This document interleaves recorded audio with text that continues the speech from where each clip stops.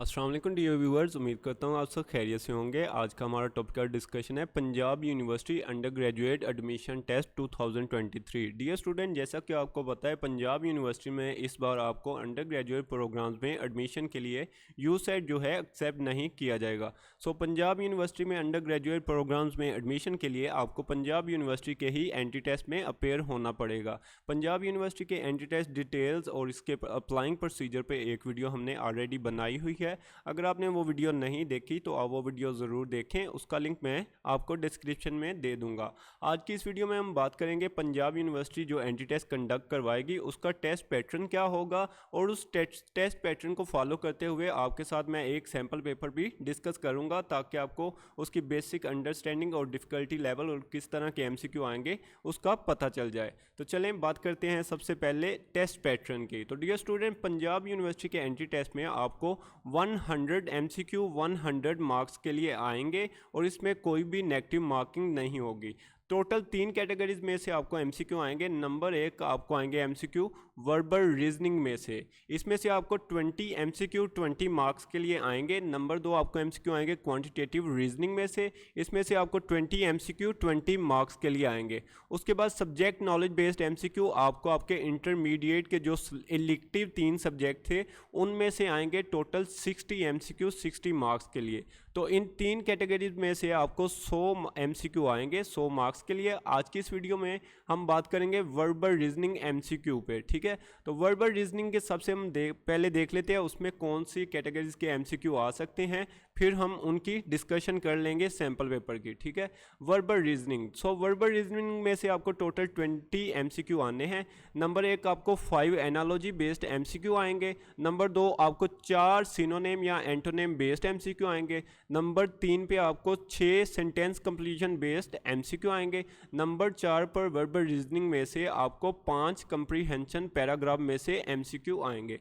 Total MCQ बनते हैं 20। आज की वीडियो में 20 MCQ की डिस्कशन आपके साथ की जाएगी और आपका वर्बल रीजनिंग का पोर्शन उसका सैम्पल पेपर पूरा हो जाएगा कवर।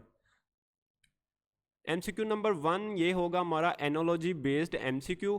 इस MCQ में लिखा गया बेसिकली एनालॉजी होता क्या है, 2 वर्ड्स के दरमियान रिलेशन होता है। उस रिलेशन को देखते हुए हमने 4 ऑप्शन जो दिए जाएंगे उनमें भी वही रिलेशन फाइंड करके उसको करेक्ट मार्क करना होता है। तो लिखा गया लाइन रोर। सो लाइन शेर है और उसकी आवाज़ को हम कहते हैं रोरिंग, ठीक है। तो लाइन की आवाज़ रोरिंग, ये रिलेशन बन गया। अभी नीचे ऑप्शन में देखें आप चार्ली ऑप्शन जहां लिखा गया गोट बलीट। सो गोट की आवाज़ जो होती है उसको हम कहते हैं बलीट, लाइन की आवाज़ को कहते हैं रोरिंग और गोट की आवाज़ को कहते हैं ब्लीटिंग। सो ये एनालॉजी बिल्कुल करेक्ट बनेगी। MCQ नंबर 1 में करेक्ट ऑप्शन बनता है हमारे पास चार्ली। इसके अलावा अल्फा बीटा और डेल्टा ये ऑप्शन रॉन्ग है क्योंकि लिजर्ड क्रॉल करती है लेकिन लिजर्ड की क्रॉलिंग आवाज़ तो नहीं है ना। स्नेक स्लिथर, ठीक है, ये उसके स्नेक की आवाज़ को हम स्लिथर नहीं कहते, इसलिए हमने वो फाइंड करना है एनिमल और साथ में उसकी आवाज़ की जो टर्म यूज़ होती है वो बतानी थी। तो ये रिलेशन होता है एनालॉजी, इस तरह हम सोल्व करते हैं। So lion roaring and goat bleating, MCQ नंबर 1 का चार्ली करेक्ट ऑप्शन है। 2 देखते हैं साउंड कैकोफोनी। साउंड की एग्जांपल होती है एक कैकोफोनी। कैकोफोनी वो साउंड है जो अनप्लेजेंट या नाखुशगवार होती है। जैसे सुबह का अलार्म आपको सुनाई देता है वो एक कैकोफोनी साउंड है, ठीक है। तो इसी तरह स्मेल सा लिखा गया स्टेंच। स्मेल वो स्मेल जो नाखुशगवार और बुरी होती है उसको हम कहते हैं स्टेंच। जिस तरह बुरी साउंड को हम कहते हैं कैकोफोनी और बुरी स्मेल को हम कहते हैं स्टेंच। ये रिलेशन बनता है इस एनालॉजी में। सो करेक्ट ऑप्शन मार्क करेंगे alpha smell stench. MCQ number 3 है कोबलर शू। कोबलर कहते हैं मोची को। मोची काम करता है शूज़ का, मतलब जूते बनाता है, मुरम्मत करता है, जो भी करता है, ठीक है। ये रिलेशन हमें बताया गया है। अभी गिवन ऑप्शन में देखें बीटा ऑप्शन जहां लिखा गया कॉन्ट्रैक्टर बिल्डिंग। कॉन्ट्रैक्टर का क्या काम है, बिल्डिंग्स बनाना, बिल्डिंग्स के काम करना। मोची का काम है शूज़ बनाना, शूज़ वगैरह को मुरम्मत करना। कॉन्ट्रैक्टर का काम है बिल्डिंग्स बनाना, बिल्डिंग्स को मुरम्मत करना, ठीक है। MCQ नंबर 4 है एरी ईगल। एरी कहते हैं हवा, ठीक है, और हवा में रहता है ईगल। परिंदे कहाँ रहते हैं, हवा में, ठीक है। ये रिलेशन बन गया इस एनालॉजी का। अभी ऑप्शन देखें अल्फा, हाउस कहते हैं घर को और उसमें रहता है पर्सन। जिस तरह हवा में रहता है ईगल इस तरह घर में रहता है पर्सन। इजी एनालॉजी थी, करेक्ट ऑप्शन बनेगा हमारे पास अल्फा। 5 देखते हैं मोंक डिवोशन। मोंक बेसिकली ये चाइना या आई थिंक ये एशिया, इधर एशिया में पाए जाते हैं। इनका एक डिवोशन होता है कि ये अपनी एज को जो है अपने कंट्रोल कर सकते हैं। इनको लगता है कि ये कुछ फिजिकल एक्टिविटीज़ के ज़रिए खुद को इतना मजबूत कर पाते हैं कि इनकी एज जो है वो ज़्यादा लॉन्ग टर्म हो जाती है। सो मोंक्स का एक डिवोशन होता है, मतलब डिवोशन करेक्टरिस्टिक है मोंक्स की, ठीक है। चार्ली ऑप्शन में लिखा गया है रोवर एंड वेंडरलस्ट। रोवर उन पर्सन्स को कहते हैं जो नई नई चीज़ें डिस्कवर करते हैं, नई नई जगहों पर घूमते हैं, और वंडरलस्ट कहते हैं जो घूमते हैं, नई नई चीज़ें दरियाफ्त करते हैं। सो डिवोशन करेक्टरिस्टिक है मोंक्स की और वंडरलस्ट करेक्टरिस्टिक है रोवर की। तो इस एनोलॉजी के लिए करेक्ट ऑप्शन मार्क करेंगे आप चार्ली, रोवर एंड वंडरलस्ट। तो इससे पहले के MCQ 5 हमारे एनोलॉजी बेस्ड MCQ थे, अभी हम सिनोनिम बेस्ड MCQ को डिस्कस करेंगे। MCQ नंबर 6 है फोस्टरिंग। फोस्टरिंग का मतलब होता है परवरिश करना या किसी को ग्रोथ करना, ठीक है। तो इसके लिए इंपॉर्टेंट सिनोनिम जो आपने याद रखने हैं वो हैं इनकरेज, प्रमोट एंड स्टिमुलेट। और इसके अलावा एक इसका बहुत इंपॉर्टेंट जो सिनोनिम है वो है नर्चरिंग। यहाँ पे नर्चरिंग सिनोनिम दिया गया है। सो MCQ नंबर 6 के लिए करेक्ट सिनोनिम है डेल्टा, नर्चरिंग। 7 है बिजी। बिजी का मतलब होता है मसरूफ, इजी MCQ है। इसके लिए इंपॉर्टेंट सिनोनिम आपको बता देता हूँ, occupied, working, employed and involved. और इसके लिए MCQ आप करेक्ट मार्क करेंगे ऑप्शन बीटा, ऑक्यूपाइड।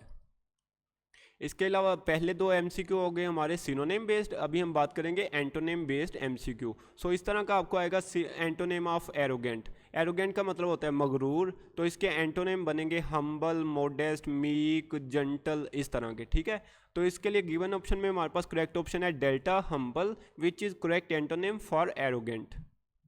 9 है सिंगुलर। सिंगुलर का मतलब होता है वाहद। इसके लिए इंपॉर्टेंट एंटोनिम याद रखने हैं कॉमन, नॉर्मल एंड स्टैंडर्ड। और इसके लिए करेक्ट ऑप्शन है हमारे पास बीटा, कॉमन, जो कि करेक्ट सिनोनिम है, सॉरी करेक्ट एंटोनिम है सिंगुलर के लिए। तो ये हो गए हमारे एंटोनिम बेस्ड MCQ इससे पहले। अभी हम बात करेंगे sentence completion based MCQ। Total 6 MCQ आपको इस कैटेगरी में से आते हैं। ये इंपॉर्टेंट कैटेगरी है, इसमें स्टूडेंट्स को मसला आता है क्योंकि यूसेट का सिलेबस भी सेम है PU के सिलेबस से।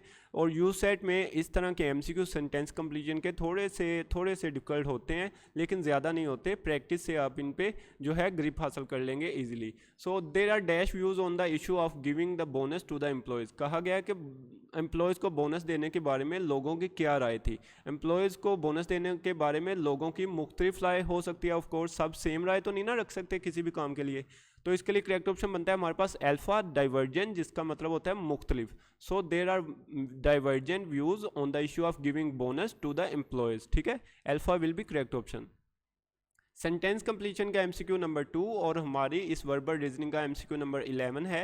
ही has dash people visiting him at his house because he fears it will cause discomfort to neighbours. कहा गया कि उसने अपने घर पे आने से मेहमानों को रोका क्योंकि उसके जो नेबर्स हैं उनको डिस्कम्फर्टेबल या मसला हो रहा था। तो सिंपल है कि जैसे ही आपके नेबर्स को आपके किसी एक्टिविटी से मसला होगा, आप उस एक्टिविटी को बंद कर देंगे, ठीक है। तो अगर आपके नेबर्स को आपके मेहमानों से मसला हो रहा है तो आप अपने मेहमानों को आने से मना कर देंगे। तो MCQ नंबर 11 में करेक्ट ऑप्शन मार्क करेंगे Charlie. He has stopped people visiting him at his house because he fears it will cause discomfort to neighbours. 12 है Aslam and Akram helped dash. तो ये each other and one and other वाला आपको इसकी use का पता होना चाहिए। ईच अदर का जब हम यूज़ करते हैं, इसको हम यूज़ करते हैं दो पर्सनस के दरमियान या दो प्रोनाउंस के दरमियान।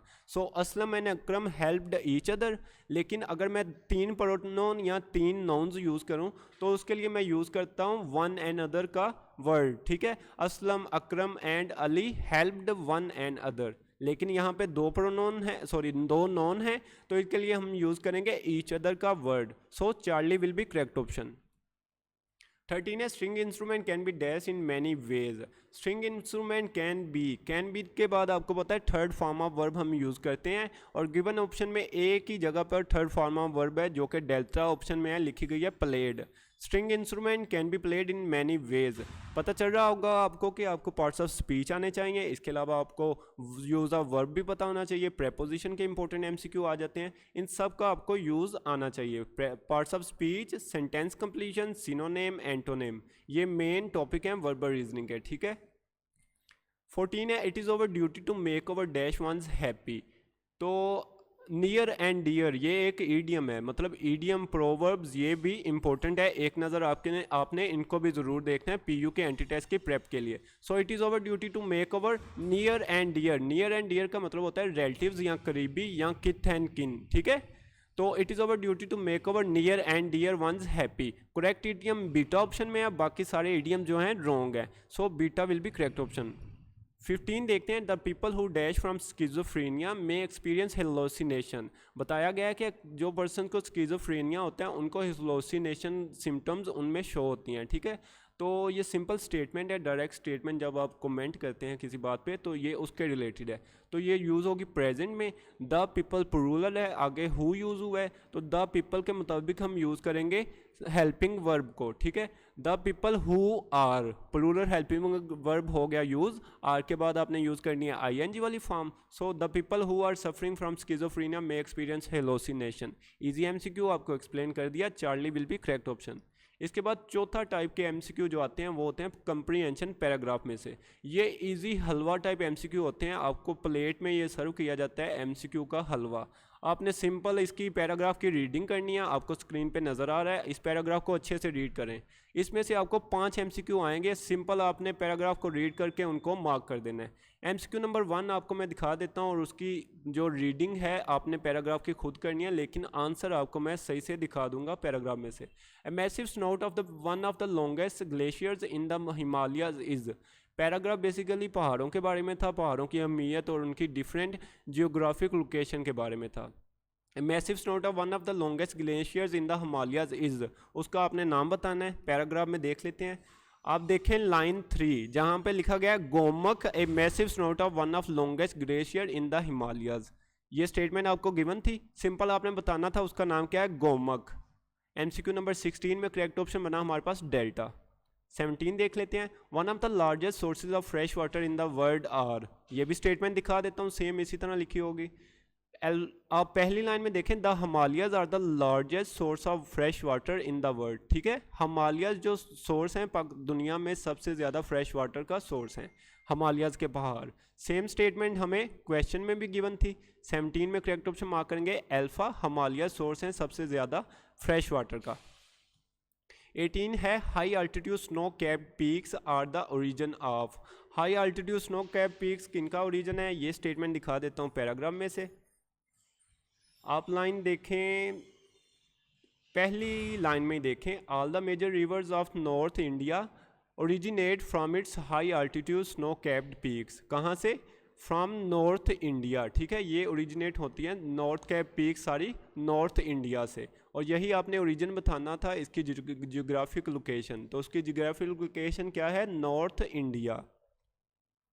एमसीक्यू पे दोबारा लौटते हैं। 18 एमसीक्यू था, high altitude snow cap peaks are origin of all the major rivers of north India, alpha will be correct option. 19 देखते हैं, on the slopes of mountains one is afraid of. कहा गया कि स्लोप्स जो होती हैं mountains पे, एक बंदे को उस पर किस चीज़ का खतरा होता है या वो किस चीज़ से घबराता है। तो ये सेम स्टेटमेंट आपको दिखा देता हूँ पैराग्राफ में।